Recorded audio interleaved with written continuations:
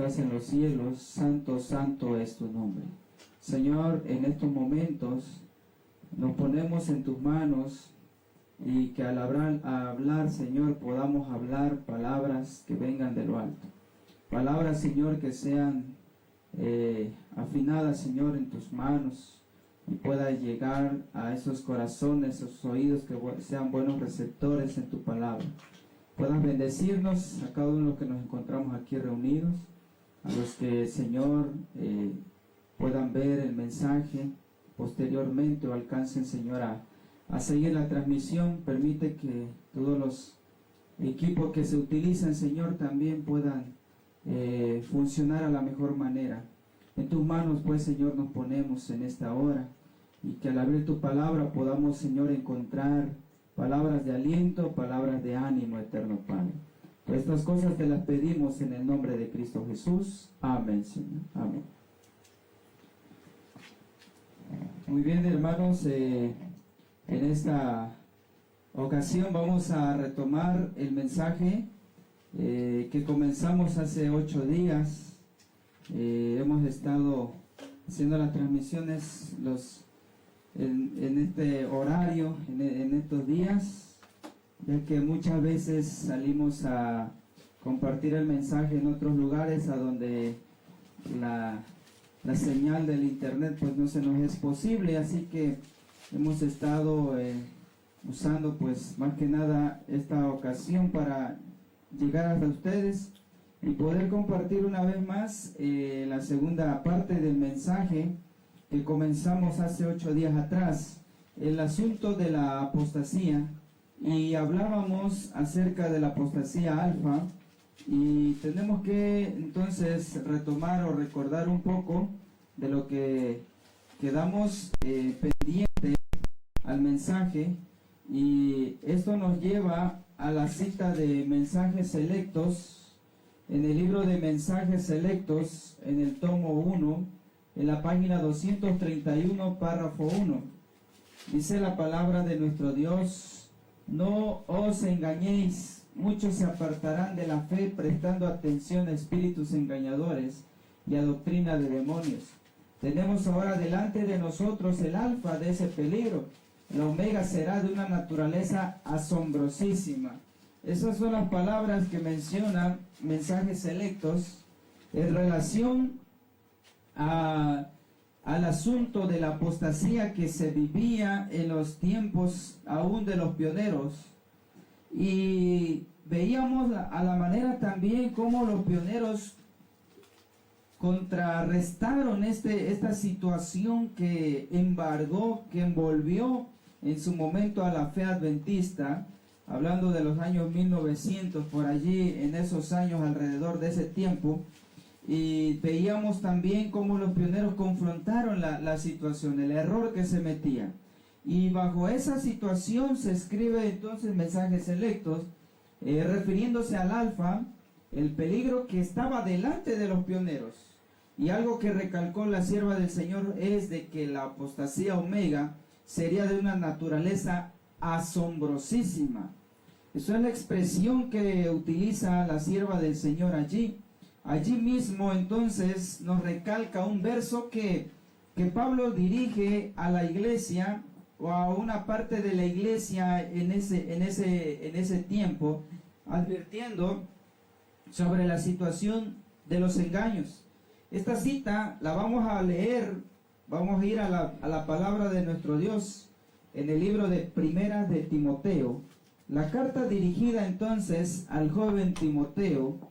En Primera de Timoteo capítulo 4, en el versículo 1, la palabra de nuestro Dios entonces dice lo siguiente: pero el Espíritu dice expresamente que en los postreros tiempos algunos apostatarán de la fe, escuchando a espíritus engañadores y a doctrinas de demonios. Estas palabras las menciona Pablo a la carta que le envía al joven Timoteo. Timoteo es advertido sobre la situación que ya Pablo veía venir. Algo similar a lo que él escribe a la carta tesalónica referente a la apostasía. Espíritus engañadores vendrían sobre la fe. Esta es la base bíblica que utiliza entonces la sierva del Señor cuando ella se refiere en mensajes selectos a la cita que acabamos de leer anterior a lo de Timoteo. Entonces, adentrándonos a este tema, tenemos que ver entonces el punto de la apostasía, como se le llamó la apostasía omega. En la apostasía alfa vimos el viernes pasado, vimos hasta dónde penetró el error. Envolvió incluso a hombres de prestigio para ese tiempo, comandados en aquel tiempo por el doctor Kellogg, y llevándose entonces con ese viento de doctrina o ese error que se adentró en el adventismo como hombres como Waggoner y Jones y otros más que leíamos el viernes pasado. Además de eso, el error se hizo público porque se imprimió un libro, si ustedes recordarán, El Templo Viviente, en el cual atacaba al espíritu de profecía, el don del espíritu de profecía, inyectando la idea del panteísmo. Ese mismo error arrastró al tal punto que leíamos las citas también del espíritu de profecía, que llegaron a plasmarse, a escribirse en ciertas revistas de aquel tiempo. Acarrió error tras error, las cosas, acciones teatrales que embargaron también para ese tiempo, que arrastró sobre todo el asunto de los médicos misioneros. Muchos médicos también fueron arrastrados por ese error, y una situación entonces tremenda. Por eso la sierva del Señor en mensajes selectos, ella dice claramente que si esta situación que enfrentaban ellos, el asunto de la apostasía alfa, era peligrosísima, ahora la apostasía omega, que le tocaría vivir el adventismo en el futuro, será, dice, de una naturaleza asombrosísima. Es una expresión de la sierva del Señor al referirse sobre la apostasía omega. Para eso entonces leemos esta otra cita también. Lo experimentado en lo pasado, hablando de la apostasía alfa, dice la sierva del Señor, se repetirá. En lo porvenir, las supersticiones satánicas cobrarán formas nuevas. El error será presentado de un modo agradable y halagueño, ¿sí? Falsas teorías revestidas de luz serán presentadas al pueblo de Dios. Así procurará Satanás engañar a los mismos escogidos. Si fuera posible, se ejercerán influencias extremadamente seductoras y se hipnotizarán las mentes, ¿sí? Joya de los Testimonios, tomo 3, página 271. Lo experimentado. ¿Por qué lo experimentado? Porque lo que ya se vivió en la apostasía alfa, que hasta cierto punto para el enemigo tuvo cierto para él, tuvo cierto acomodo, acertó en tales personas. Ahora, como es un punto ya experimentado, dice, esto se repetirá, lo del pasado. ¿Qué es lo que iba a ocurrir? El error será presentado, dice el espíritu de profecía, de un modo agradable y halagueño. No sé cómo llegamos a comprender esta expresión. Un modo agradable, dice, y halagueño. Falsas teorías revestidas de luz. El asunto es cuando la verdad es mezclada con el error. Aunque nosotros podamos hablar, no sé, un 90-99% de verdad, pero si está mezclado con el 10% o el 0.1% del error, eso prácticamente pasa a ser un error fatal. Y por eso la palabra de nuestro Dios en esta ocasión nos dice, Joya de los Testimonios, el error será presentado de un modo agradable. Algo que iba a gustar, algo, como dice la palabra, algo que iba a agradar al pueblo de Dios. ¿Sí?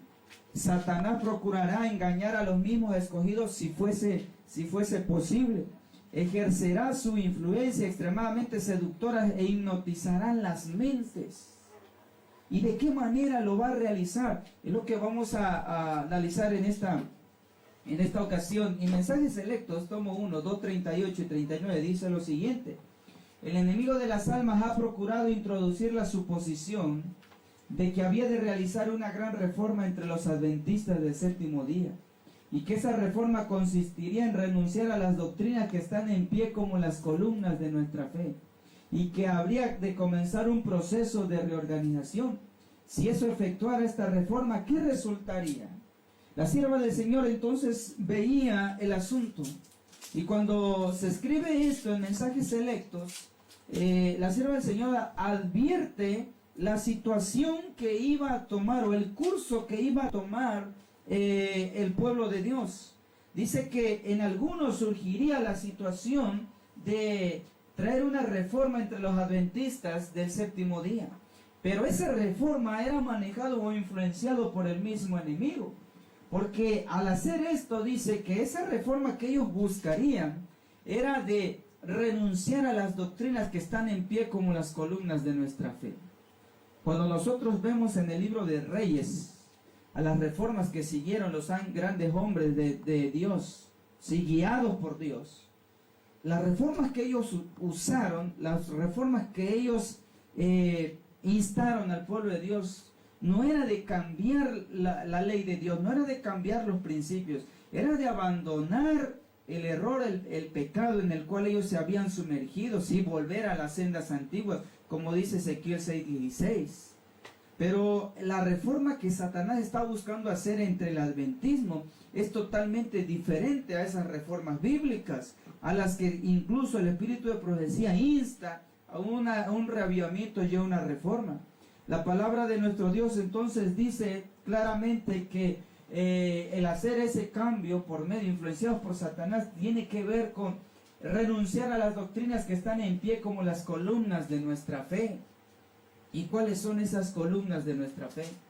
Cuando nosotros leemos en Evento de los Últimos Días, página 45, o en el libro El Otro Poder, en la página 30 en adelante, nosotros encontramos ahí las columnas de nuestra fe, o los hitos de nuestra fe, ¿sí? Esos pilares que Dios le dio.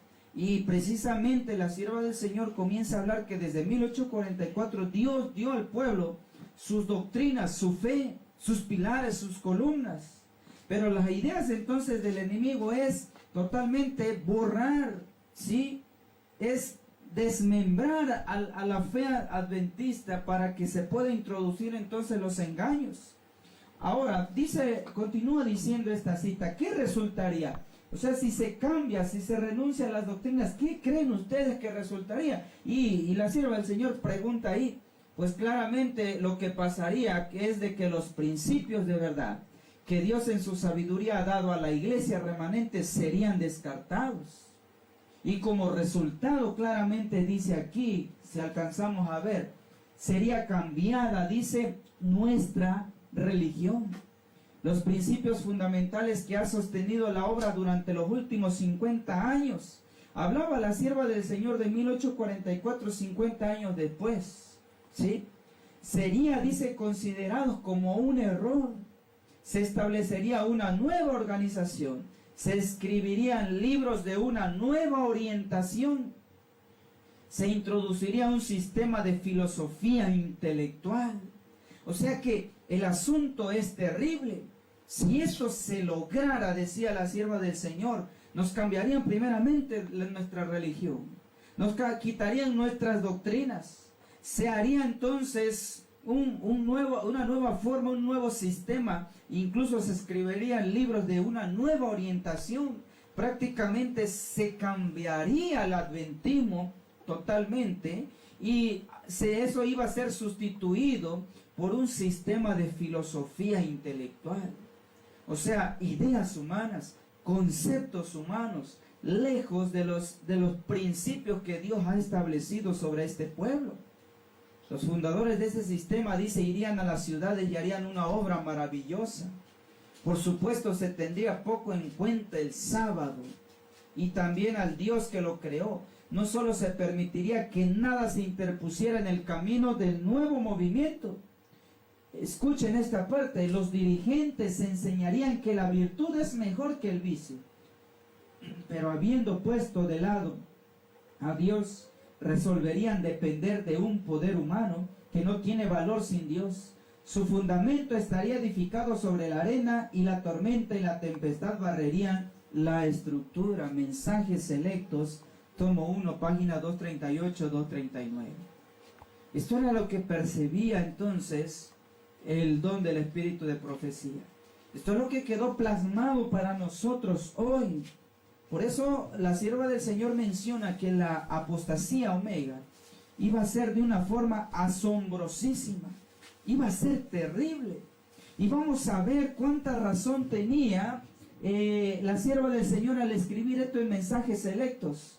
Si se está viviendo esto hoy, o simplemente quedó como una suposición de lo que vendría delante del pueblo de Dios. Y vamos entonces a ver lo que dice. Hace 8 días compartíamos esta revista también, la revista del ministro, del ministerio, ¿sí? Esto lo podemos encontrar nosotros en la página oficial de los archivos adventistas.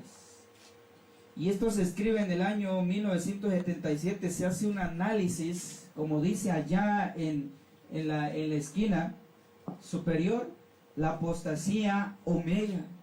Y en esta revista, la persona que hace el análisis está basado a la cita de mensajes selectos que acabamos nosotros de leer. Y en el punto 1, ¿sí? En el punto 1 vamos a acercar, ahí está la versión original, los principios, ¿sí? ¿Qué pasaría con los principios?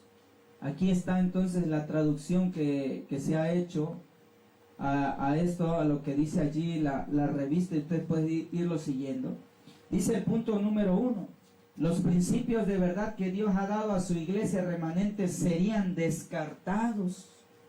Lo que decía la sierva del Señor es lo que está retomando el autor en esta revista.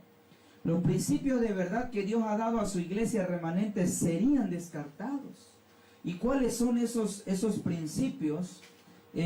Como les mencionaba hace rato, nosotros podemos leer esta parte en Eventos de los Últimos Días, ¿sí? Nos permiten entonces, voy a pedir si alguien me puede pasar. Aquí tenemos el libro de Eventos de los Últimos Días, y quisiera darle lectura al libro de Eventos de los Últimos Días, para que veamos esa parte en verdad de cuánto costó para que este pueblo se sostuviera sobre este mundo. El pueblo adventista es un cumplimiento profético, Daniel 8:14. El surgimiento después de las 2300 tardes y mañanas. La palabra entonces de nuestro Dios es una palabra profética, hermanos, que podemos nosotros irla comprobando a través de la historia. El pueblo adventista, un pueblo que interpreta las profecías históricamente, ¿sí? Porque a base de la historia vamos comprobando los cumplimientos proféticos. Y de esa forma entonces vamos asegurándonos de que esta fe es una fe correcta de la que Dios ha dejado sobre esta tierra. Es un libro azulito. Entonces vamos a ver lo que dice el libro de Eventos de los Últimos Días. En ese libro está en la página, como les decía, en la página número 45. ¿Sí? Aquí está, muchas gracias. Eventos de los Últimos Días, tenemos nosotros esta edición. ¿Sí? Eventos de los Últimos Días, algunos que tengamos entonces en la página número 45. Incluso el capítulo 4 se titula La Iglesia de Dios en los Últimos Días. Y el subtítulo es Sus doctrinas bíblicas peculiares. Dice lo siguiente: el tiempo transcurrió en 1844. Fue un periodo de grandes eventos que abrió ante nuestros ojos asombrados. Y esto es lo que Dios dice a través de su palabra inspirada. Fue un asunto maravilloso para el pueblo de Dios. El primer pilar, o la primera doctrina que se le dio, la purificación del santuario. Ese mensaje que es tan peculiar, que es único para el adventismo. El mensaje de Daniel 8:14, la purificación del santuario, que lo podemos encontrar incluso una explicación tremenda en el libro de Hebreos, ¿sí? sustentada a lo del santuario terrenal en el Israel antiguo, en Levíticos, en Éxodo. Entonces, además de eso, dice que también los mensajes de los primeros, segundo y tercer ángel, Apocalipsis 14, 6 al 12. Y ahí empieza a desplegar entonces todas las doctrinas peculiares a la fe adventista. Entonces, decía el espíritu de profecía aquí, en mensajes selectos a través de la sierva del Señor, que si esto se efectuara, se cambiaría nuestra fe, nuestra doctrina. Y a lo mismo que está mencionando entonces en esta revista, un análisis del adventismo, los principios de la verdad que Dios ha dado a su iglesia remanente serían descartados, ¿sí? Y es que Satanás es tan astuto que prácticamente lo que está haciendo hoy es trastornar, es modificar la doctrina de nuestra fe. Número 2, la verdad sería criticada, desdeñada y ridiculizada, dice aquí. La verdad que Dios nos ha dado sería puesta en ridículo y de una manera prácticamente hoy la podemos ver. ¿Cuántos de nosotros como fe adventista en verdad conocemos nuestra doctrina? Conocemos lo que Dios nos ha dejado como herencia para poder sostener o defender nuestra fe.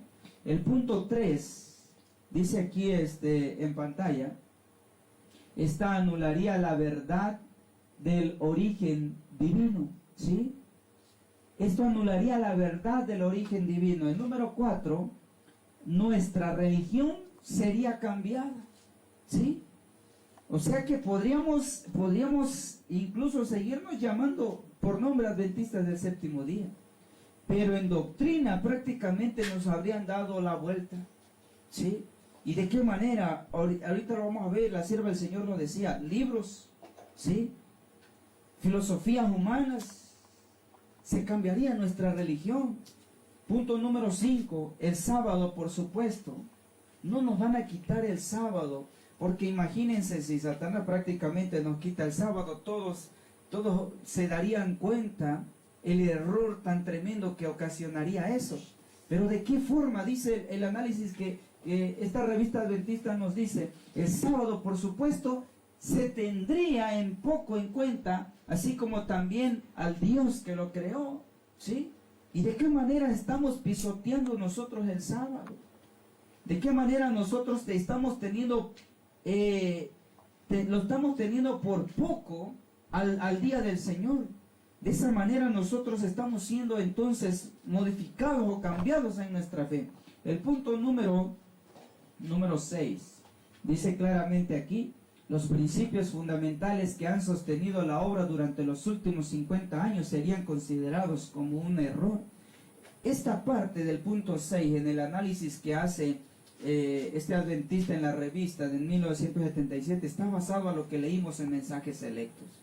La sierva del Señor escribía 50 años después de 1844 lo que leímos aquí en el evento de los últimos días.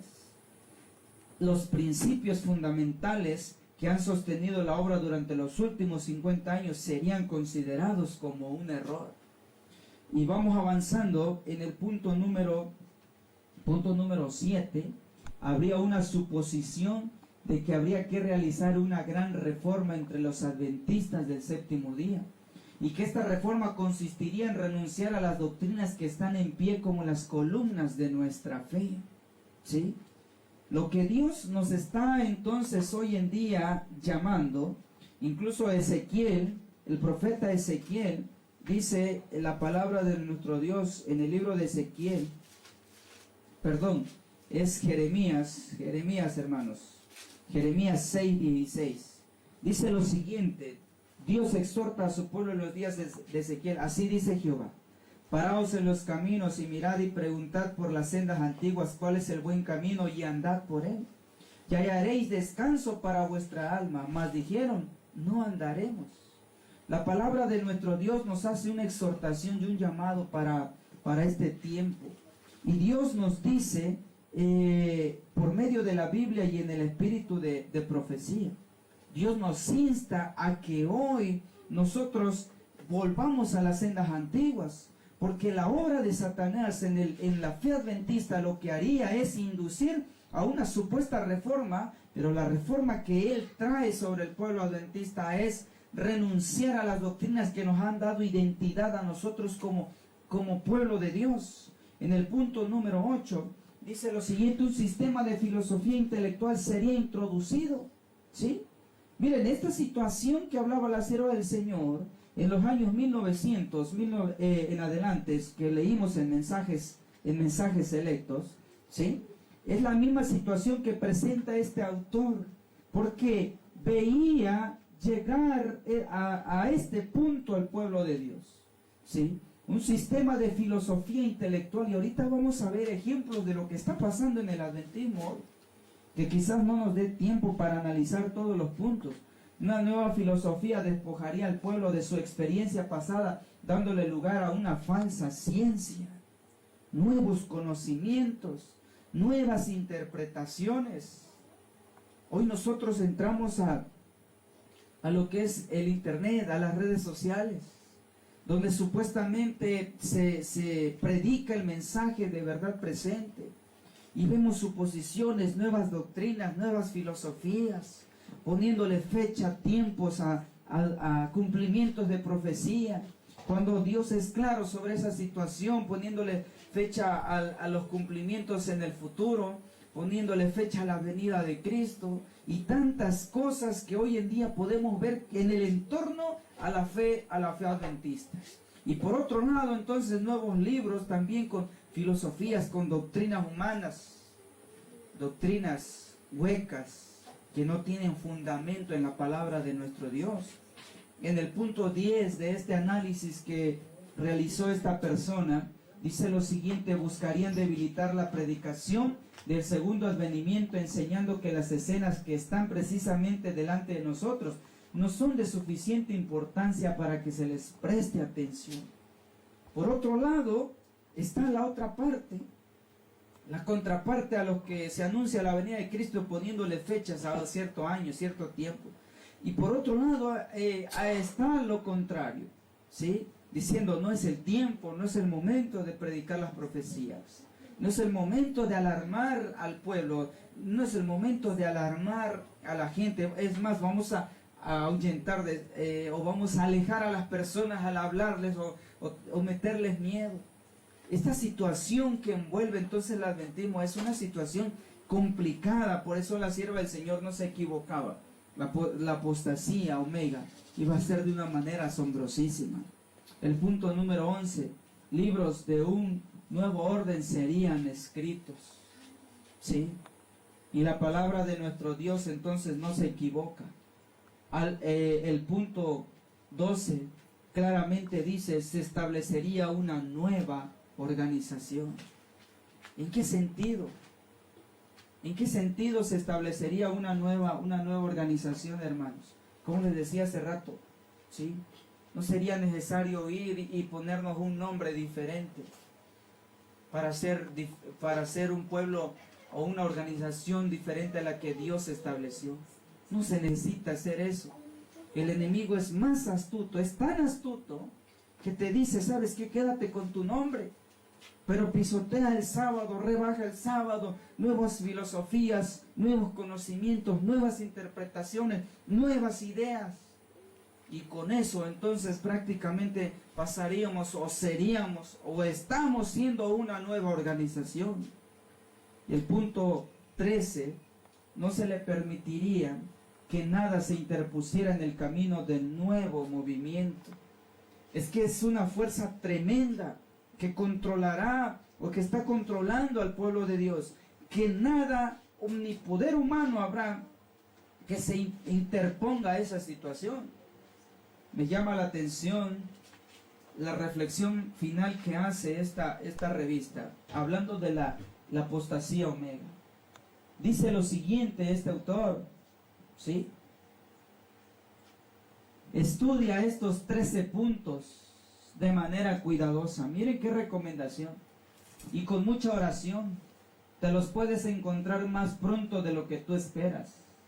Las semillas de tal apostasía estarán en la iglesia de la cristiandad que nos rodea. antes que Jesús regrese, la iglesia adventista del séptimo día puede confrontarse a esta crisis que excederá en magnitud a la apostasía alfa de Kellogg. Esta será de una naturaleza asombrosa. ¿Sí? ¿En dónde va a ocurrir? Está escrito, está profetizado dentro del pueblo adventista, dentro del pueblo de Dios. Y será peor que la apostasía establecida por Kellogg, la apostasía alfa. Será de una forma, dice, asombrosa, de una forma terrible. La palabra entonces de nuestro Dios nos dice, por medio de Review and Herald, mayo 9 de 1900, volumen 106, número 19, perdón, ¿sí? Cada creyente en este movimiento, particularmente los líderes, deberían estar en guardia para preservar sin mancha el escudo de verdad que se nos ha sido mandado guardar. En nuestro estudio e investigación, eso se reforzará fundamentos ya establecidos, eso que amplía los grandes fundamentos de la verdad de Dios. Aceptémoslos como preciosos rayos de luz que vienen de su trono, aquello que desgarra, aquello que debilita los fundamentos, lo cual podría mover, en las palabras del ángel de la sierva del Señor, un ladrillo o un alfiler de estos mensajes. Rechacémoslo como teorías engañosas. Abandonando este mensaje no tenemos excusa para nuestra existencia si aquellos conectados con este movimiento no son llamados por Dios para dar el triple mensaje de Apocalipsis 14. Si nosotros no somos llamados para proclamar las verdades del sábado de la venida del Señor, de la administración de Cristo, el santuario celestial, si nosotros no somos llamados a sonar la advertencia contra la bestia y a su imagen, para proclamar el sábado como el sello de Dios, y en contradicción al falso sábado como la marca de la bestia, entonces pregunta, ¿por qué el afanarse y sacrificarse y hacemos distintos de todos nuestros corregirnos? ¿Por qué no abandonar nuestra posición y unirnos en alguna otra iglesia? Pero en toda buena conciencia no podemos hacer esto. Dios nos ha encomendado un mensaje y hay de nosotros si no lo proclamamos. Miren qué amonestación tan tremenda encontramos acá. ¿Sí? Si estamos aquí, si somos adventistas del séptimo día, ¿sí? Yo no sé si cuando nos doctrinaron nos dijeron bien qué es ser un adventista del séptimo día. No sé, la verdad, en la manera en la que a ti particularmente, hermano o hermana que nos estás viendo, nos verás posteriormente. No sé de qué manera te dijeron cuál es esta fe adventista. Pero lo que está diciendo esta cita es tan clara. Si estamos aquí, es porque fuimos llamados para hablar del mensaje de los tres ángeles. Fuimos llamados para hablar del santuario, del verdadero sábado. Hablar en contra de la bestia, en contra de la marca, en contra del nombre de la bestia, de su imagen. Fuimos llamados para eso. De lo contrario, si nosotros no lo hacemos, Dios dice claramente esta cita, Dios va a tomar cartas en el asunto y va a venir entonces una condenación contra nosotros mismos. Esta situación también es algo serio. Esta situación en verdad es realmente preocupante para esta generación. La palabra entonces de nuestro Dios no se equivoca al mencionar sobre lo que le tocaría vivir al adventismo. Y vamos a hablar de ciertos puntos en esta tarde, precisamente a lo que dice la palabra de nuestro Dios. Se cambiarían nuestras doctrinas, se cambiarían nuestra fe. Cuando nosotros vemos el asunto de nuestra doctrina, a partir de 1844, ¿sí?, está basado a lo que dice el libro de Daniel capítulo 8, versículo 14. Y voy a darle lectura, hermanos. Yo sé que más de uno, tal vez como adventistas, hasta no lo sabemos de memoria. Porque dice Daniel 8:14, el cumplimiento de una profecía que es algo importante en nuestra fe. Y él me dijo, o sea, le responden a Daniel, hasta 2300 tardes y mañanas y el santuario será purificado. La purificación del santuario. ¿sí? Y vamos a ver de una manera breve como repaso, porque esta es la doctrina principal. Es más, el conflicto de los siglos, que lo menciona como el pilar central de nuestra fe. Voy a darle lectura a lo que dice conflicto de los siglos en el capítulo 24. Se titula el templo de Dios. El templo de Dios dice lo siguiente. El pasaje bíblico, escuchen bien esto, el pasaje bíblico que más que ninguno había sido el fundamento y el pilar central de la fe adventista, era la declaración: hasta 2300 tardes y mañanas entonces el santuario será purificado. Daniel 8:14. Escucharon lo que dijo el espíritu de profecía. Dice que el pasaje bíblico de Daniel 8:14 nos habla acerca del pilar central de la fe adventista. El asunto del santuario, queridos hermanos, es serio. ¿Y cómo se llevaba a cabo la purificación del santuario? La purificación del santuario, ¿o en qué consistía el santuario? Una vez al año, sí, en forma de resumen vamos a ver esto. Aquí está el santuario terrenal. El santuario de Éxodo 25, 8 y 9. El santuario de Levítico 16, en la purificación del santuario. Levíticos 23 nos habla que una vez al año, ¿sí?, se llevaba la purificación de este lugar del santuario. La presencia de Dios descendía sobre este lugar.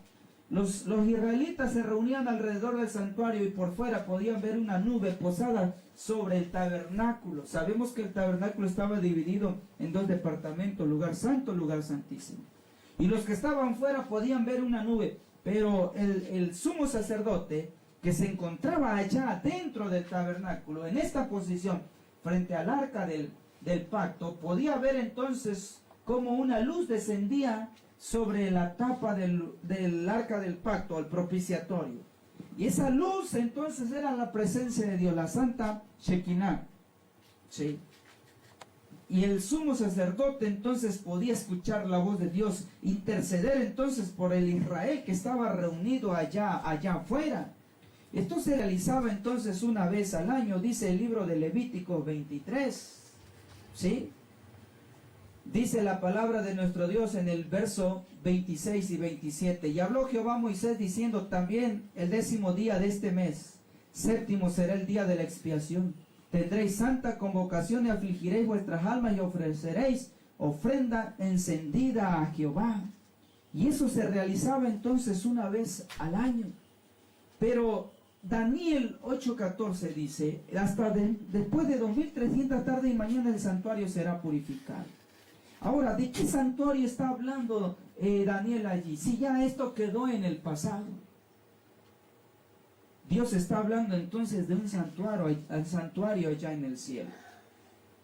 Y ese santuario se rige porque dice en el libro de Hebreos 8:1 que ahora tenemos tal sumo sacerdote que está allá en el cielo, en el santuario, en aquel verdadero tabernáculo que Dios levantó y no el hombre. ¿Sí?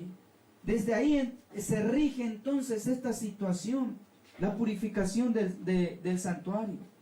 Y el santuario ya estaba siendo purificado cuando eran los días de Israel en el desierto.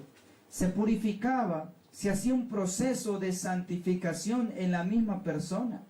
El libro de Levítico 16 es muy claro en la forma en la que se llevaba a cabo esta purificación. Y algo muy interesante en el que nosotros podemos encontrar respecto al santuario es de que ese día, hablando del terrenal, ese día en el lugar del atrio, exactamente en el lugar conocido como el altar del sacrificio, el sacerdote entonces hacía lo siguiente. Dice Levítico 16:15: después degollará el macho cabrío en expiación por el pecado del pueblo, y llevará la sangre detrás del velo adentro, y hará de la sangre como hizo con la sangre del becerro, y la esparcirá sobre el propiciatorio y delante del propiciatorio. ¿Qué era lo que ocurría, queridos hermanos y hermanas, en ese día? En ese día, entonces el sacerdote, ¿sí?, hacía lo siguiente. Bajo la orden de Dios, vamos a proyectar este video ilustrativo. Regularmente se venía ante el santuario y el pecador hacía lo siguiente. El pecador traía entonces su cordero para perdón de sus pecados. Ese cordero representaba a Cristo. Isaías lo menciona, Juan el Bautista lo declaró: aquí el cordero de Dios que quita el pecado. El sacerdote tenía la obligación o el deber de revisar que el cordero fuese perfecto, de 1 año, ¿sí?, de edad. Revisaba, y cuando pasaba la aprobación, entonces de una manera simbólica el pecador colocaba las manos sobre la cabeza del animalito, y el pecado que éste tenía simbólicamente pasaba. Entonces el ser humano merecía la muerte, pero el cordero tomaba el lugar del pecador, y el cordero entonces era ofrecido en sacrificio, ¿sí? Esto se realizaba entonces en Israel, en los tiempos de Israel en el desierto. Pero la palabra entonces de nuestro Dios dice claramente que el día de la expiación, el sumo sacerdote hacía el sacrificio aquí en el altar del sacrificio, y tomaba entonces, aunque comenzaba el sacrificio allí afuera, dice la palabra de nuestro Dios que el sacerdote tomaba la sangre de ese cordero y se dirigía, caminaba hacia lo más profundo del santuario y llegaba hasta el lugar santísimo, y la sangre de ese cordero entonces era esparcido sobre el propiciatorio, ¿sí? Aunque la expiación comenzó allá afuera en el atrio, venía a concluir hasta esta parte, hasta donde la sangre era rociada hasta ese punto. ¿Por qué recalcamos esto? Porque esto es muy importante para nuestra fe como adventistas. Esto es la base de lo que creemos como adventistas del séptimo día. Pero la palabra de nuestro Dios por medio del espíritu de profecía nos dice claramente, esto es una forma ilustrativa, aquí se sacrificaba el cordero, la sangre se llevaba en un recipiente y el sacerdote, sumo sacerdote, caminaba, atravesaba toda la parte del atrio que quedaba, atravesaba el lugar santo y llegaba hasta el lugar santísimo. Y la sangre, como decíamos, la esparcía allí. Entonces, la palabra de nuestro Dios, por medio del conflicto de los siglos, dice lo siguiente. Hablando del día de la expiación terrenal, ¿sí?, el servicio del tabernáculo terrenal, que sería de manera representativa y una sombra de las cosas celestiales. Este departamento solo se abría en el gran día de las expiaciones, para la purificación del santuario. Por consiguiente, la proclamación de que el templo de Dios fue abierto en el cielo y fue vista el arca de su pacto, indica que el lugar santísimo del santuario celestial fue abierto en 1844, cuando Cristo entró en él para consumar la obra final de la expiación, ¿sí? ¿Qué entró a hacer entonces Cristo al lugar santísimo, al santuario terrenal? Dice el conflicto de los siglos. Aquí es claro esta definición. Cristo entró en él para consumar la obra final de la expiación. Porque ¿dónde comenzó su obra de expiación que Cristo realizó? Claramente lo comenzó en la cruz, cuando Cristo murió por nuestros pecados. Por eso cuando usted y yo leemos en el libro de Primera de Juan, dice el libro de Primera de Juan, capítulo 2, versículo 1, hijitos míos, dice Dios, estas cosas os escribo para que no pequéis. Y si alguno hubiese pecado, abogado tenemos para con el Padre a Jesucristo el justo. Y Él es propiciación por nuestros pecados, y no solamente por nuestros, sino también por las de todo el mundo.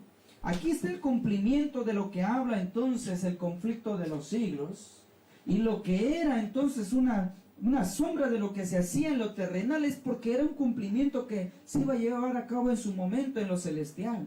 Por eso cuando leemos el libro de Apocalipsis 11:19, y el templo de Dios fue abierto en el cielo. ¿Y qué fue lo primero que se vio cuando el templo de Dios se abierto en el cielo? El arca de su pacto estaba allí. Esa arca que contenía la ley de Dios, que contenía el maná, que contenía entonces la vara de Aarón. Esas tres cosas entonces que tenía en el santuario terrenal, que era una sombra de lo celestial. Por eso cuando a Moisés le dicen claramente, ¿sí?, harás un santuario para mí, yo habitaré en medio de ellos, y lo vas a hacer tal y como yo te lo voy a mostrar, dice Éxodo 25, 8 y 9. Es porque Dios le estaba mostrando entonces claramente que existía un santuario en el cielo, el templo de Dios. Por eso Habacuc dice claramente 2:20, Jehová está en su santo templo, calle delante de él toda la tierra. Ese templo es el templo de Dios en el cielo. Ahora, sosteniendo esto es la fe adventista. Esto es lo establecido, lo leímos en Evento de los Últimos Días, página 45. Esto es lo que creemos como fe adventista. Pero decía la sierva del Señor, nos iban a cambiar la doctrina, nos iban a cambiar la fe. ¿Y cómo ocurrió esto? Pues claramente, queridos hermanos, queridos amigos, ¿sí?, en el adventismo entonces está ocurriendo algo interesante. En el libro, que es un devocional, Alza tus ojos, hablaba esto la sierva del Señor. En una escena que pasó ante mí, vi cierta obra hecha por los médicos misioneros. Nuestros hermanos dirigentes la contemplaban observando lo que se hacía, pero no parecían comprenderla. El fundamento de nuestra fe, que fue establecido con tanta oración, con tan fervoroso escudriñamiento de las Escrituras, estaba siendo demolida columna tras columna. ¿Qué estaba ocurriendo, hermanos? Nuestra fe iba a quedar sin fundamento sobre el cual apoyarse. Escuchen claramente esta parte. Se eliminó el santuario. ¿Y de qué manera se eliminó el santuario? Pero tú puedes decir claramente hoy en día, pero si creemos en el santuario, ¿sí? Pero el enemigo es tan astuto que dice la declaración del Espíritu de Profecía, se eliminó el santuario. Se eliminó, dice, la expiación. ¿Y de qué manera nos iban a eliminar el asunto de la expiación? Ya leímos que en el terrenal, ¿sí?, en el día de la expiación se sacrificaba el cordero y se llevaba la sangre y era introducida hasta el lugar santísimo, porque ahí continuaba la expiación. Pero claramente el Espíritu de Profecía dice, nos iban a eliminar el santuario, nos iban a quitar la expiación. ¿Y de qué manera lo lograron? Bueno, este libro, Preguntas sobre Doctrinas, ¿sí?, tiene el título allá arriba, Clásicos del Adventismo. Preguntas sobre Doctrinas ha sido un libro, prácticamente un libro que ha causado mucho revuelo en el adventismo. ¿Cómo surge Preguntas sobre Doctrinas? En el año 1955, 56, 57 se dio esto, hermanos. Se presentaron dos hombres, dos personas, ante el adventismo de ese tiempo. Uno de ellos, Walter Martin, el primero que vemos de izquierda a derecha mía, ¿sí?, Walter Martin. Y el otro compañero entonces era un hombre llamado Donald. Vamos a ver si se alcanza a ver allí el nombre, que era entonces pastor y editor de una revista llamada Eternity en ese tiempo. Estos dos personajes, Walter Martin fue conocido en ese tiempo como un crítico de las religiones, y para él consideraba a una secta, a una religión que no estaba en su concepto bajo el fundamento para él de la palabra de nuestro Dios. Estos dos personajes vinieron ante el adventismo y vinieron a hacerle preguntas o cuestiones sobre doctrina, ¿sí? Y en ese libro podemos ver muchas preguntas, pero estamos hablando del asunto de la expiación, que es el punto, el eje central o el pilar central del adventismo. Dice la pregunta número 30. Mire qué pregunta tan tan controversial. Pregunta número 30. Los adventistas del séptimo día son acusados con frecuencia, ¿sí? ¿De qué se nos acusaba en ese tiempo? Decía Walter Martin y este otro hombre, de minimizar el sacrificio expiatorio consumado en la cruz. Escuchen qué pregunta. Los adventistas son acusados con frecuencia porque nosotros supuestamente minimizábamos la obra de expiación de Cristo. ¿Por qué lo estamos minimizando según esta pregunta? Porque dice, para ellos la expiación fue consumada en la cruz. El mundo evangélico, queridos hermanos, cree que en la cruz se consumó todo. Que en la cruz Cristo clavó el sábado. Que en la cruz dejó Cristo clavado todos los sacrificios de animales. Y prácticamente todas esas cuestiones se terminaron en la cruz. Claramente algunas cosas son correctas. Y el apóstol Pablo menciona de esas cosas y muchas ocasiones nos saca ante el adventismo, ¿sí? El mundo evangélico nos saca una cita muy conocida para ellos, Colosenses. En el libro de Colosenses, capítulo 2, dice Pablo a la iglesia de Colosa, 14 en adelante, cancelando el manuscrito de las ordenanzas que habían contra nosotros, que nos era contrario, quitándolo de en medio y clavándolos en la cruz, despojando de los principados y a los potestades, los exhibió públicamente, triunfando sobre ellos en sí mismo. Verso 16, por tanto nadie os juzgue en comida, en bebida, respecto a días de fiestas o lunas nuevas o de sábados. Ustedes saben muy bien que después del año 34, con la muerte de Esteban, se comenzó el evangelio de los gentiles. Los gentiles en su mayor parte, o sea, los gentiles eran personas no judías, de sangre no judía. Razonablemente esas personas no practicaban de las ceremonias judaicas establecidas allá en el Israel en el desierto, Levítico 23. Entonces, cuando Cristo viene y muere en la cruz, prácticamente ya no necesitamos llevar corderos, ni palomas, ni becerros a un lugar para sacrificarlos, para pedir perdón por nuestros pecados, porque ya leímos primera de Juan que el abogado está allá en el cielo y es Cristo. ¿Sí? Esas cosas las quedaron en el pasado ya. Y por eso Pablo le dice a la iglesia de Colosas, miren, eso que era contra nosotros, olvídense, ya Cristo las clavó en la cruz. Pero ¿hasta qué punto Cristo clavó las cosas allá en la cruz? Porque en el verso 16 dice, por tanto nadie os juzgue en comidas o en bebidas, o respecto a días de fiestas, de luna nueva o de sábados. ¿De qué fiestas, de qué comidas, de qué sábados, de qué lunas nuevas está hablando Cristo aquí? ¿Sí? Por medio de Pablo. ¿Será que son los sábados semanales? ¿O a qué sábados se estaba refiriendo aquí? Entonces vienen estos dos evangélicos y le dicen, ¿saben que ustedes adventistas minimizan el sacrificio de Cristo en la cruz? Porque allá en la cruz acabó con todo, acabó con los sábados, acabó con los sacrificios, acabó con las fiestas, acabó con todo eso. Allí consumó la expiación.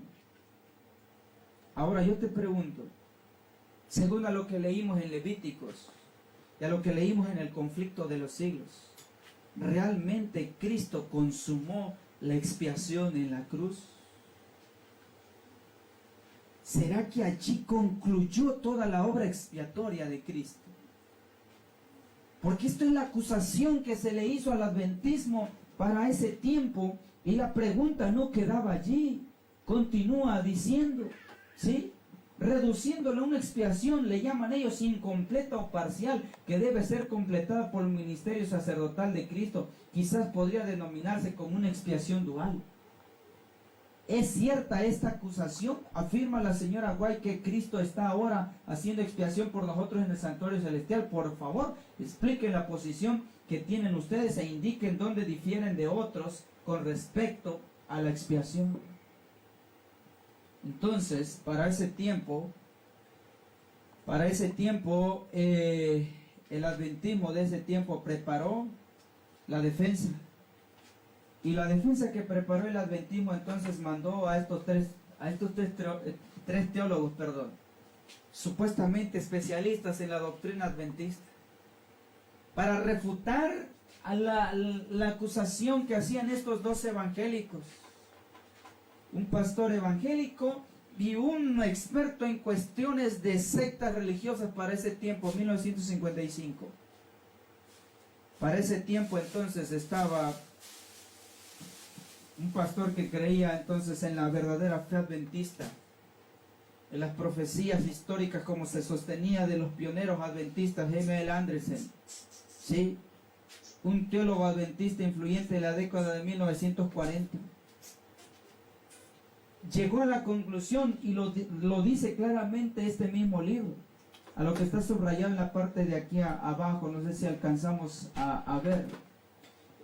M. Anderson, el teólogo adventista más influyente de la década de 1940, llegó a la conclusión de que preguntas sobre doctrinas era una traición denominacional que buscaba el parabién del mundo evangélico. Mire cómo lo catalogó a este hermano, a esta situación. Esas preguntas son solo para quedar bien con el mundo evangélico, para ecumenizar en las doctrinas que ellos tienen y que no es nuestra, en pocas palabras. Porque saben, el asunto, la conclusión a la que llegaron estos personajes, vamos a adelantar toda esta parte de la presentación, es lo siguiente. Esto está en preguntas sobre doctrinas también, y la conclusión ahí está. Esto es la conclusión a la cual ellos llegaron. Por lo tanto, cuando alguien oye a un adventista decir o lee libros adventistas, aún en los escritos de Elena White, que Cristo está haciendo expiación ahora, miren la conclusión. Debería entenderse que lo que queremos decir es sencillamente que ahora Cristo está aplicando los beneficios de la expiación sacrificial que hizo en la cruz. Por eso M.L. Anderson dijo claramente, esto de preguntas sobre doctrinas yo la clasifico como un quedar bien con el mundo evangélico. Porque si tú hablas entonces con cualquier evangélico hoy, ellos te dicen claramente que la obra de expiación quedó en la cruz. No hay obra de expiación en el cielo. Cristo no está en el lugar santísimo intercediendo por ti. El sábado quedó clavado en la cruz. Ya no vivimos bajo la ley, vivimos bajo la gracia, así que puedes pecar y vivir, pecar y vivir, pecar y vivir. Esa situación fue la que envolvió al adventismo en los 1955, 1956, 1957 se sacó la conclusión, el libro Preguntas sobre Doctrinas. Y el resultado entonces fue esto, que lo que en realidad Cristo está haciendo solamente son beneficios de una expiación que ya se hizo en la cruz. Cuando Conflicto de los Siglos dice claramente que en 1844, el 22 de octubre, Cristo entró en el lugar santísimo, en el segundo departamento, para concluir la obra de la expiación. Lo leímos en Conflicto de los Siglos hace un momento. Basado a lo que Levítico decía, de que cuando el animal era sacrificado en el altar del sacrificio, válgase la redundancia, era llevado la sangre hasta el lugar santísimo y era esparcido ahí sobre el propiciatorio. Porque el sumo sacerdote tenía que entrar hasta ese lugar para concluir la obra de expiación final. Pero hermanos, se vino esta situación sobre el adventismo. Y el resultado es esto que leemos en el libro de Preguntas sobre Doctrinas, que es un clásico del adventismo hoy. La teología evangélica dice claramente entonces que en la cruz, si lo ejemplificamos al santuario terrenal, que aquí se consumó entonces la obra de expiación. Esa idea, ese viento de doctrina, ese error vino sobre el adventismo en 1955 al 57, y entonces ellos concluyeron que cuando oímos a un adventista decir que Cristo está entonces haciendo algo en el cielo, simplemente son beneficios de lo que un día aquí ya se completó, ya se concluyó. Imagínense esa situación. Preguntas sobre doctrinas. Busquemos esta información, es contundente para el adventismo. ¿Cuál fue el resultado, queridos hermanos? ¿Sí? ¿Cuál fue el resultado? El resultado entonces fue lo siguiente. Dijo la sierva del Señor, 50 años después de haberse escrito lo que encontramos en Evento de los Últimos Días, página 45. Se cambiaría nuestra doctrina. Alza tus ojos, dice, nos quitarían el santuario, nos quitarían la expiación. ¿Y de qué manera hoy en día el adventismo oficial cree en la expiación? Pues el adventismo oficialmente cree en lo siguiente. Aquí tenemos, miren, el libro de 28 doctrinas o 28 creencias en el adventismo. Y usted puede buscarlo, ¿sí? Y va a encontrar entonces lo siguiente, lo que vamos a poner. En el capítulo 24, el capítulo 24 tiene el siguiente título. Mire lo que dice aquí. El ministerio de Cristo en el santuario celestial. ¿Qué hace Cristo hoy en día en el santuario celestial? Cristo fue a terminar la obra de expiación, fue a concluir la obra de expiación. ¿Sí? Cuando Cristo se iba a los cielos, le dijo a sus discípulos, ¿sí? En la casa de mi Padre muchas moradas hay. En pocas palabras, Cristo estaba diciendo, hay mucho lugar a donde vivir. Ahora, lo que llama la atención es la segunda parte del texto. Voy pues a preparar lugar para vosotros. Si mismo Cristo dijo que hay muchas moradas, entonces ¿qué preparación fue hacer Cristo si ya hay moradas? Para que donde yo esté, vosotros también estéis. ¿Qué obra fue hacer Cristo? ¿Qué preparación fue hacer Cristo? Pues la preparación que Cristo fue a hacer es concluir la obra de expiación que había comenzado en la tierra, en la cruz. Pero 28 creencias en este libro, en la creencia número 24, que está en la página 348 en esta edición. ¿Sí? Y aquí está, miren, eso mismo que está en pantalla es lo que tenemos aquí en el libro. Y vamos a leer lo que dice esta parte. Hay un santuario en el cielo, el verdadero tabernáculo que el Señor erigió y no el hombre. En él ministra Cristo en favor de nosotros. Y entonces, ¿qué fue hacer Cristo? Para poner a disposición de los creyentes los beneficios de su sacrificio expiatorio ofrecidos una vez y para siempre. ¿En dónde dice aquí? En la cruz. ¿De dónde obtuvo esa idea el adventismo de decir que la obra de expiación se obtuvo una vez y para siempre en la cruz? Esa idea fluyó, esa idea se le inyectó al adventismo en 1955 al 57. Es una doctrina totalmente fuera de lugar, hablando del adventismo, es una doctrina totalmente evangélica. Y para hacerlo aún más difícil, esto está en la página 351 de esta edición, ¿sí? Dice claramente aquí, vamos a ver si nos puede apoyar para que se pueda señalar ahí por medio de la transmisión y lo puedan leer los hermanos, ¿sí?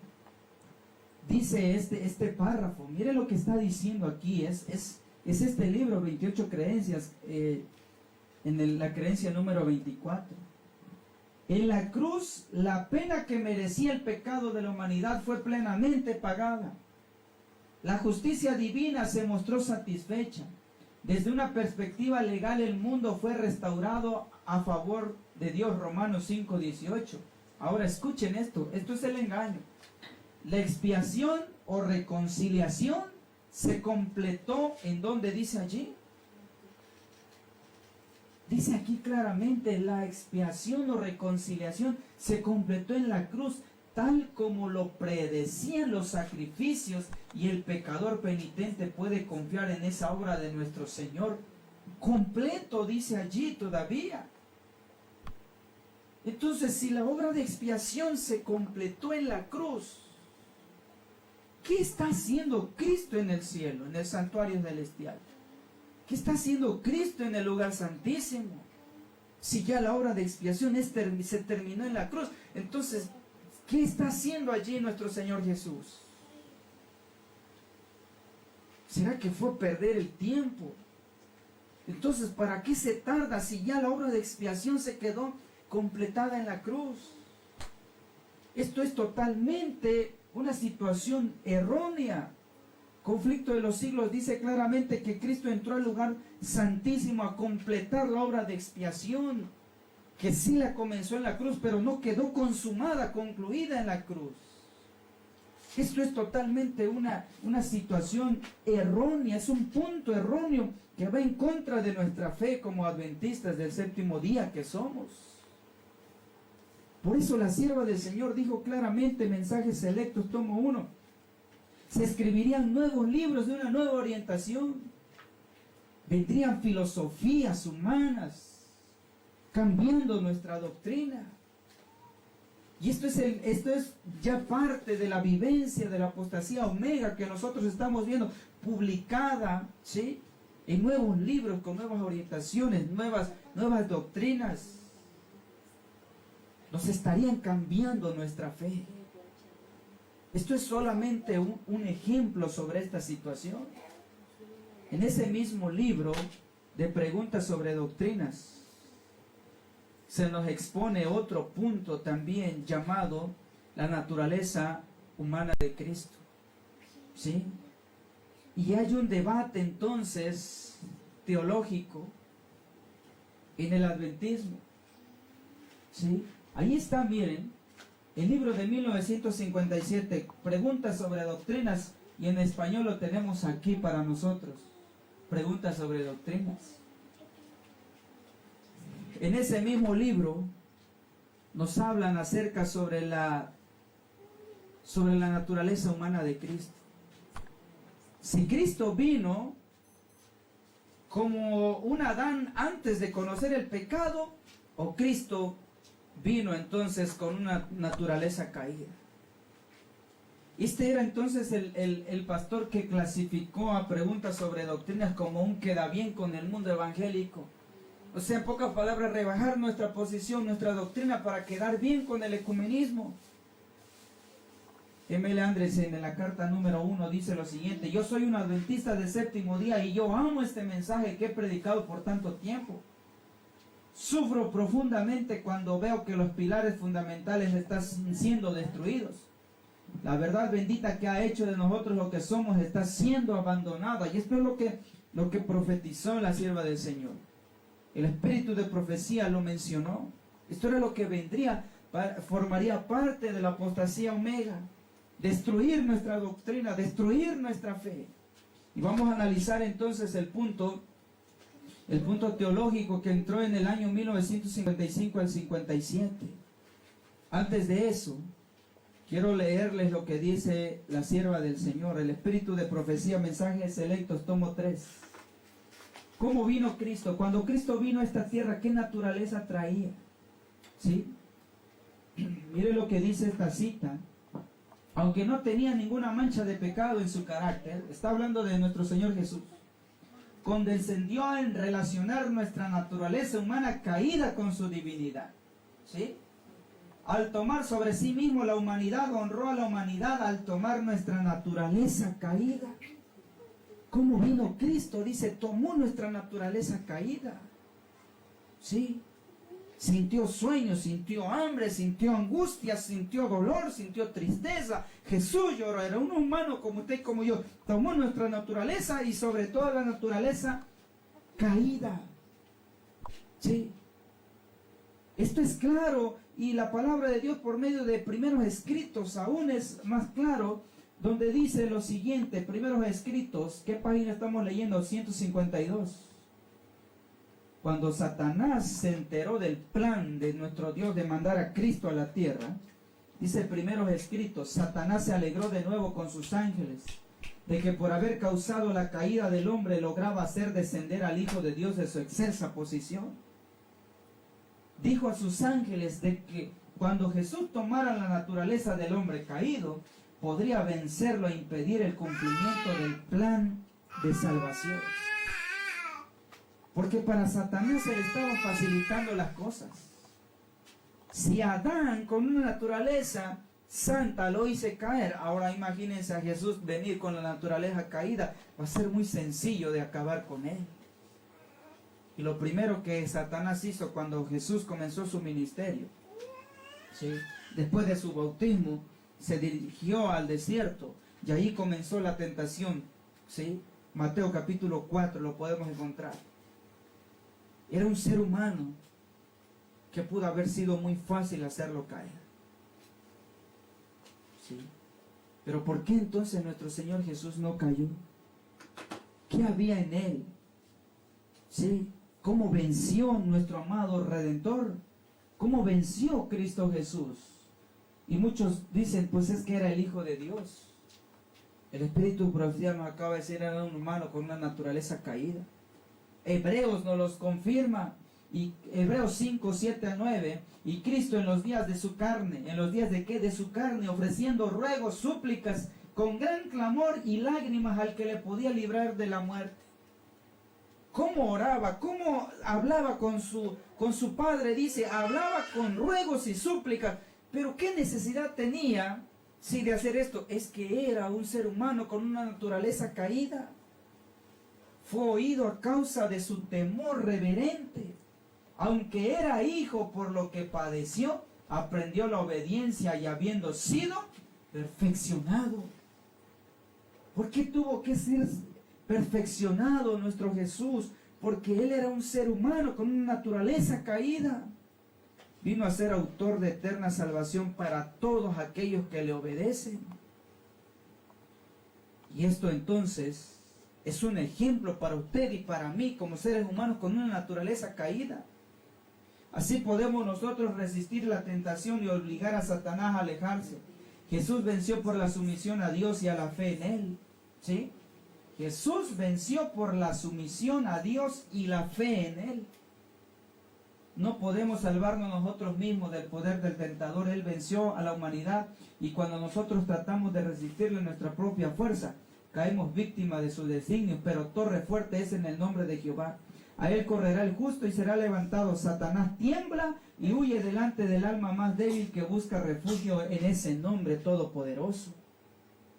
Y esto entonces es un claro ejemplo para nosotros decir que nuestro Señor Jesús era entonces un ser humano como usted y como yo. Pero como dice este mismo libro, esto ha cambiado al adventismo. Pregunta sobre doctrinas.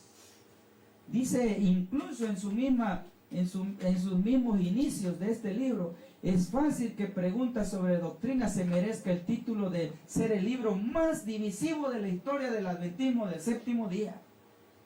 ¿Sí? ¿Por qué es el libro más divisivo? Porque partió el adventismo.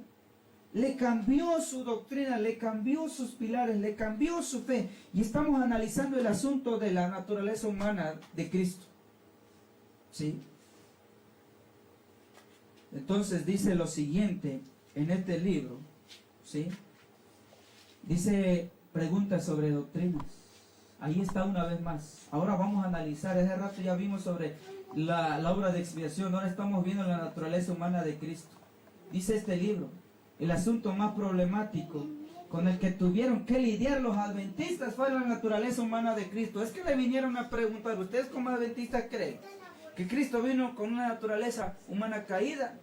Sí, así creemos. Pues eso no es así. Eso es la situación que se los puso. El tema era problemático porque los evangélicos calvinistas con los que trataban creían que si Cristo tuvo una naturaleza pecaminosa, entonces necesariamente tuvo que ser un pecador. Y si fue un pecador, entonces no podría ser un salvador. En pocas palabras, si era con una naturaleza humana caída, también necesitaba él un salvador. Y los adventistas contra los calvinistas, entonces en ese tiempo quedaron entonces tambaleando a la doctrina que sostenemos desde los pioneros adventistas respecto a este punto. Y saben, lamentablemente vino la resolución ¿Cómo quedó entonces este asunto? Dice este libro ahora, lo que está aquí subrayado. Su nacimiento fue sobrenatural. Dios era su padre, aunque nació en la carne, era no obstante Dios y estaba exento de todas las pasiones, contaminaciones heredadas que corrompen a los descendientes naturales de Adán. Este era sin pecado, no solamente en conducta externa, sino en su naturaleza misma. Ahí está diciendo claramente cuál fue la definición al final.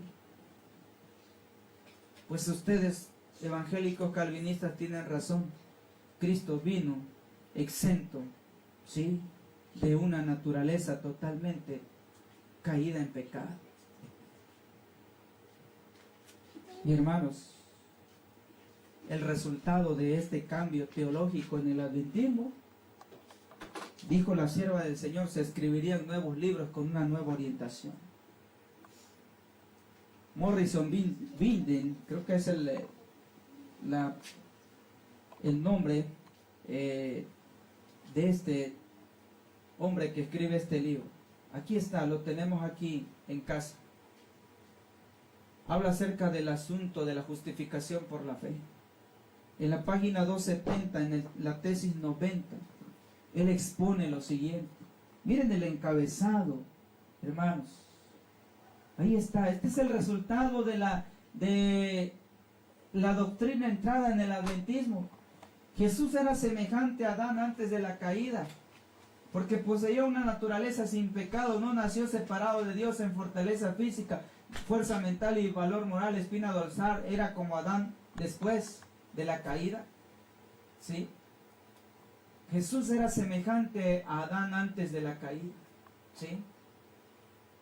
En fortaleza física, fuerza mental y valor moral, espina dorsal, dice, era como Adán después de la caída. Entonces, dice claramente aquí, poseía una naturaleza sin pecado. Y en este mismo libro, entonces, ya con esa teología moderna, relata la historia que quizás más de una vez nosotros hemos escuchado. ¿Sí? Un escorpión quería cruzar un río.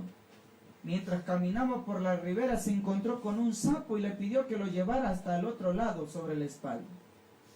El sapo contestó, no, si te dejara subir sobre mi espalda me picaría y yo moriría. ¿Por qué harías de hacerlo?, contestó el escorpión. Se defendió el escorpión, si yo te picara tú morirías y los dos nos hundiríamos y yo nunca llegaría al otro lado. Al sapo le pareció lógico el argumento del escorpión, de modo que le permitió subir sobre su espalda y comenzaron a andar hacia la ribera opuesta. Cerca de la mitad del río el escorpión le clavó su aguijón al sapo con su último crack. El sapo le preguntó, ¿por qué lo hiciste? Ahora ambos moriremos. Lo sé, contestó el escorpión, pero no pude evitarlo. Es mi naturaleza. ¿Y qué razonamiento o qué lógica humana plasma este escritor? Aquí está el libro, hermanos. ¿Sí? Este es el dilema de la raza humana, dice aquí.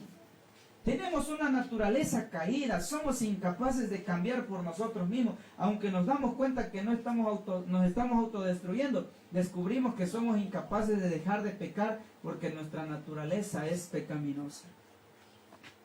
¿Saben cuál es el resultado de esta nueva orientación teológica, nuevas filosofías huecas que le llamó la palabra de nuestro Dios, le llama la palabra de nuestro Dios?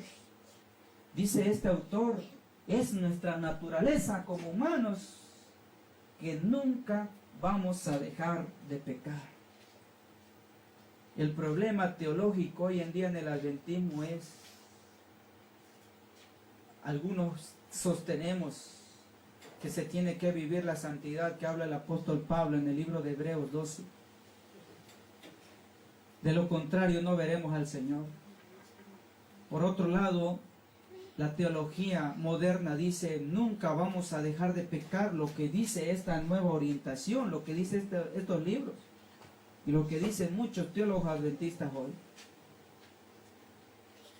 La pregunta es, ¿y cuál es la verdad? ¿Cuáles son las sendas antiguas para que podamos caminar sobre ellas?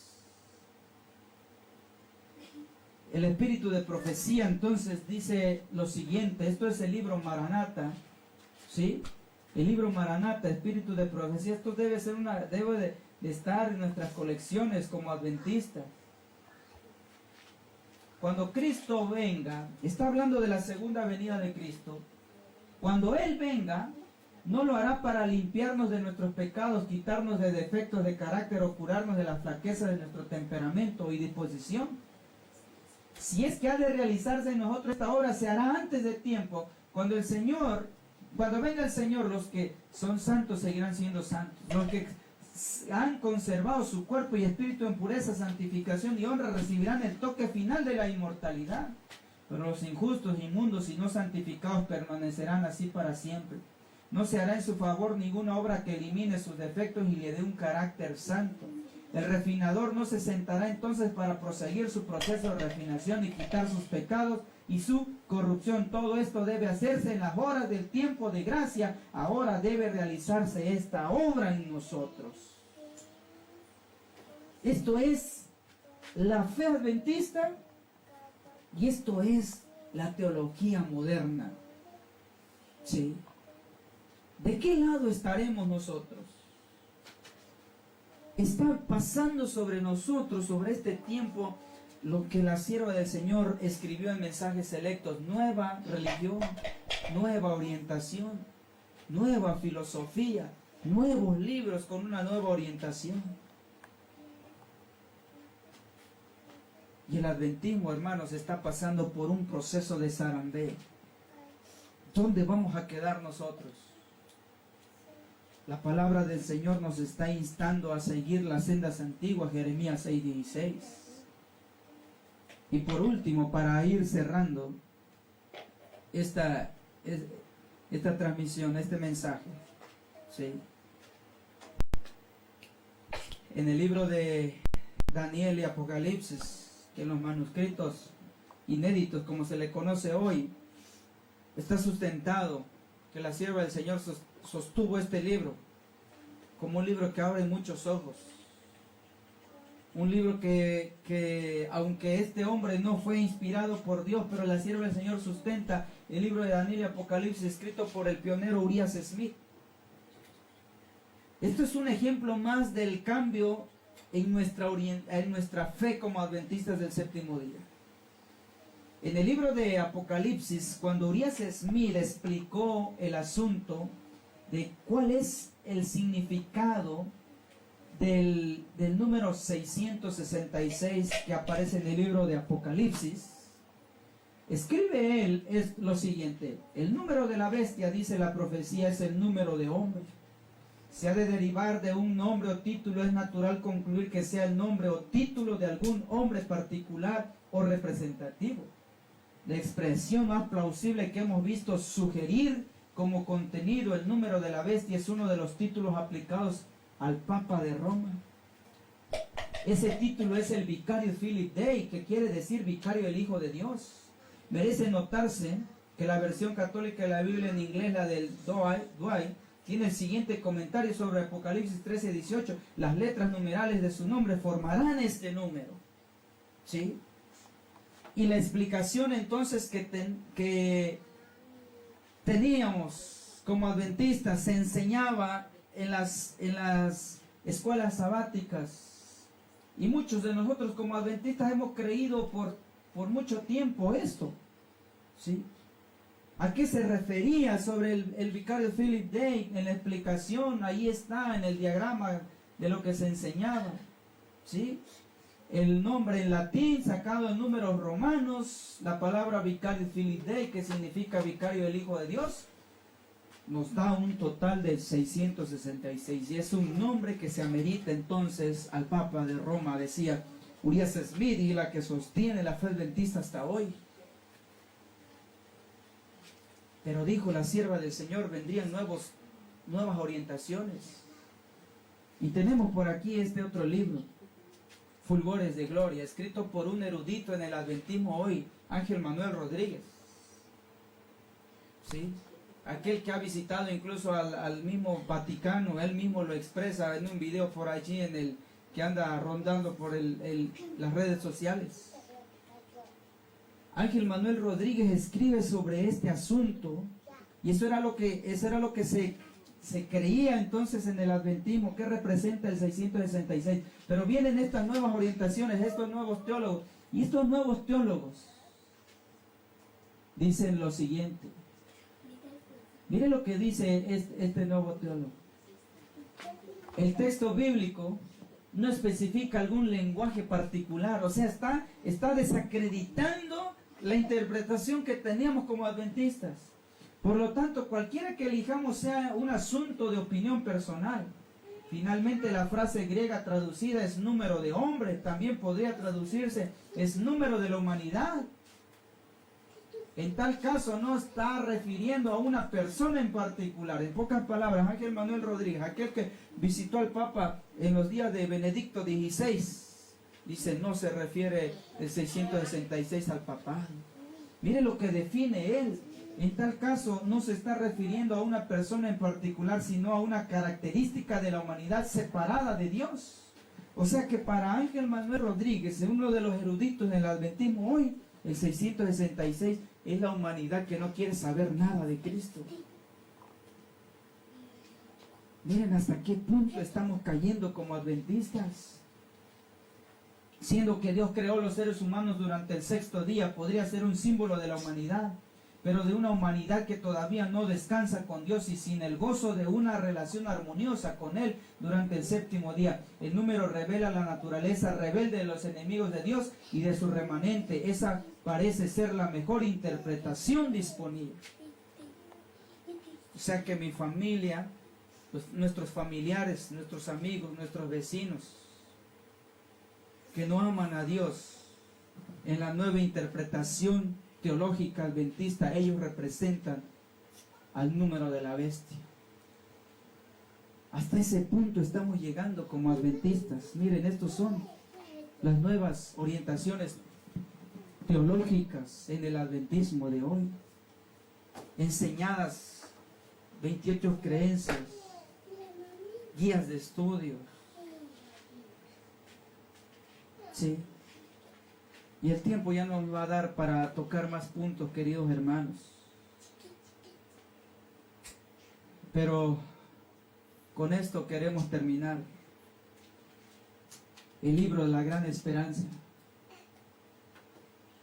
Que no sé a qué se espera, a qué ponen sus esperanzas con estos. Dice este libro, La Gran Esperanza. ¿Cree usted que el Papa es el anticristo?